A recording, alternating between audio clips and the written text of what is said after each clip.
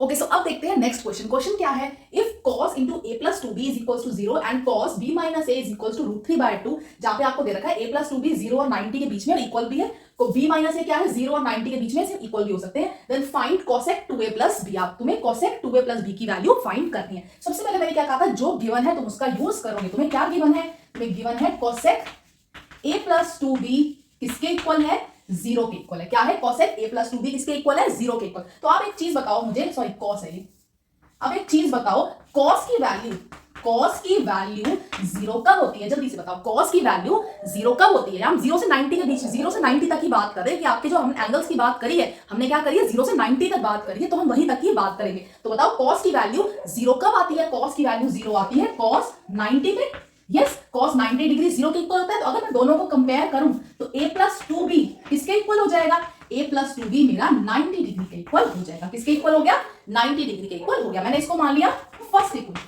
अब सिमिलरली देखो आपको क्या गिवन है, cos b माइनस a किसके इक्वल दे रखा है, cos b minus a given है रूट थ्री बाय टू के। यस, तो अब एक बात बताओ, cos की value root three by two कब होती है, जल्दी बताओ। cos की value root three by two किस पर आती है, cos 30 डिग्री पर आती है। तो क्या मैं यहाँ पे लिख सकती हूँ cos 30 डिग्री, भाई बिल्कुल लिख सकते हैं। तो अगर मैं कंपेयरिंग करूं तो यहां से b माइनस ए की वैल्यू कितने निकल कर आ जाएगी, b माइनस ए की वैल्यू आ जाएगी 30 डिग्री। कितनी आ गई, 30 डिग्री। मैंने इसको इक्वेशन नंबर 2 लेट कर लिया। तो अगर आपके पास में दो इक्वेशन है, दो लीनियर इक्वेशन है, तो क्या आप a और b की वैल्यू निकाल सकते हैं, भाई बिल्कुल निकाल सकते हैं। तो जरा a और b की वैल्यू निकाल लेते हैं। तो क्या है इक्वेशन, देखो इक्वेशन है a plus two B is equal to 90 degree.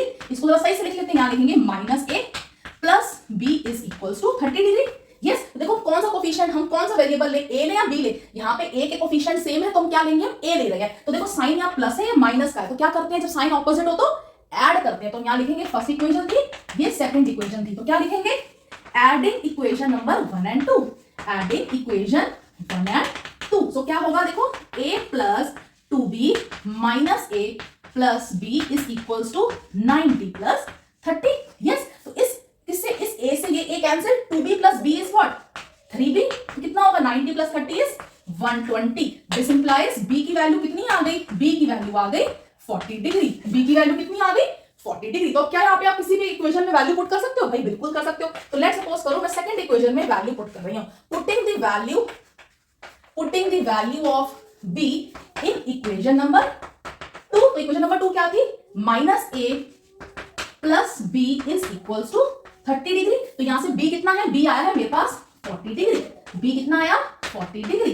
तो यहां से क्या हो जाएगा, देखो minus a is equals to 30 minus 40, तो minus a is equals to minus 10। इससे इस माइनस से माइनस कैंसिल, तो a कितना आ गया, a आ गया मेरे पास 10।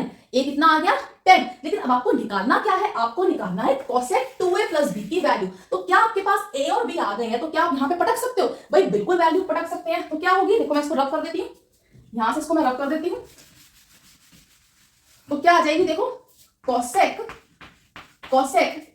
2 इंटू a, 2a प्लस में b है, यस यही है। तो cosec 2a मतलब क्या हो जाएगा 20 प्लस में b कितना है 40, कितना हो जाएगा cosec 60 डिग्री। तो बताओ cosec 60 कितना होता है, ये बताओ sin 60 क्या होता है, sin 60 होता है रूट थ्री बाय टू। तो cosec 60 क्या हो जाएगा, इसका उल्टा, that means 2 by root three. कितना हो जाएगा 2 बाय रूट थ्री। sec 60 क्या होता है, सॉरी sin 60 होता है रूट थ्री बाय टू, तो cosec 60 क्या हो जाएगा, उसका उल्टा, that means 2 by root three. तो आया आपको समझ, कुछ नहीं किया, जो गिवन था उसका यूज किया, वैल्यू पटकी और आंसर आ गया। आया समझ, तो जल्दी से आप इसको लिख लीजिए।